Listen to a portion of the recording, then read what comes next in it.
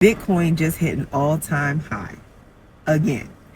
And everybody's asking, did I miss it? Is it over? Did the train leave without me?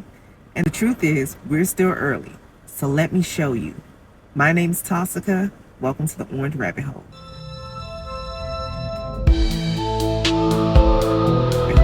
Opportunity to get into Bitcoin is not dissipated just because it's in the 122,000. It may seem like it, but it always seems like it.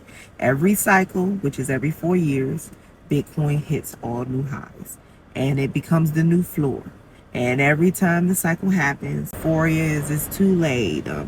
It's too high. I'll never be able to get a full Bitcoin. That's too much money. I could do something else. I can get into another type of crypto where I can own a whole crypto because it's less money. The conversation is always the same. It's the same cycle.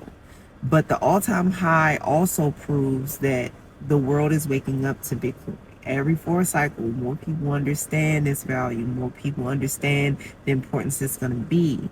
And so they pour in. We're at an all-time high now. But it's going to cycle again. And when it's more money, 200,000, 300,000, you're going to wish you got in at 100. Obviously, we all wish we got in at $2, at $3.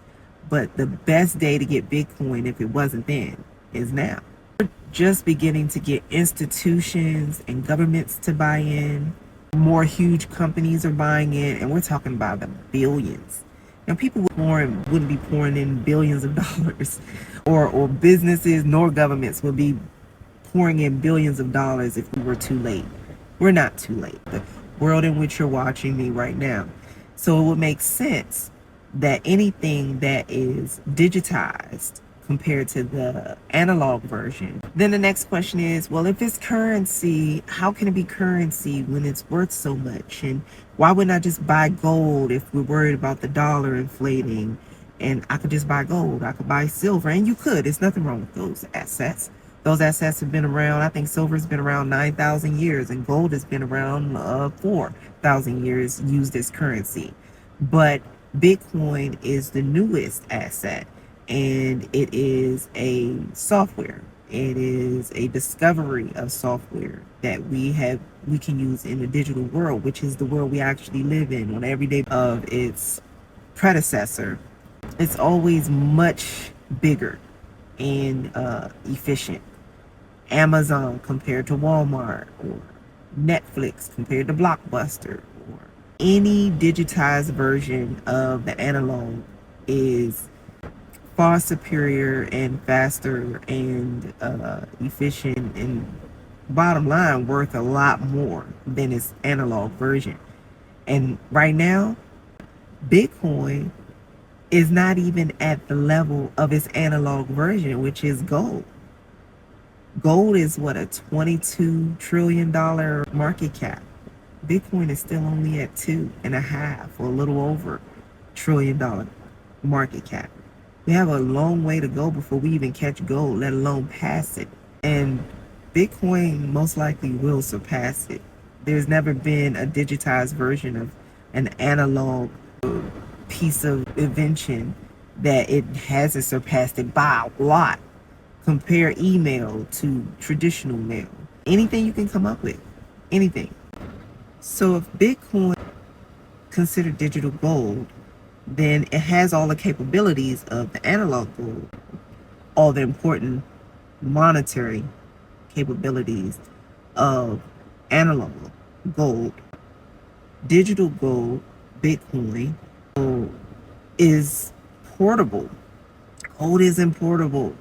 It's very difficult to move gold. That's why we end up having other organizations and banks and stuff custody it. If you own a lot of Bitcoin of gold, but if you own a lot of Bitcoin, it could fit in your pocket. If you own a lot of Bitcoin, it's seed words that you remember. Whole different conversation for another video if you don't know what that means. But it is portable. You could take it anywhere you go. You don't have to ask permission. You don't have to get governments to approve. It's completely decentralized compared to the monies that you're used to having. If you tried to take $10,000, $20,000, $100,000 to another country, you're going to have some explaining to do. And that's just not the case with Bitcoin. It is, and so that makes it permissionless. It's not as easy to confiscate. It's quite difficult actually to be taken from you, from your government. The best part is having your money in your hands, in your custody, being able to have full sovereignty over your money. If you've ever been a rebellious person, a person who didn't like authority, didn't want the government all up in your business, Bitcoin is it. If you're a part of a community that is always oppressed, always having to second guess your government, again, this is the type of money you want to hold Bitcoin, because it's permissionless. It gives you sovereignty. You hold the keys. You hold the money. They have to physically and try to figure out how to force you to give them the seeds in order to take it. They couldn't take it on their own. That's not how that works unless you keep it on an exchange. But again, that's another video that I'll go into at a later time. So let's go get deeper. Subscribe, comment, share with a friend, join the conversation. This is a conversation we all should be having. The wealthy doesn't need the money. We do. Welcome to the Orange Rabbit Hole.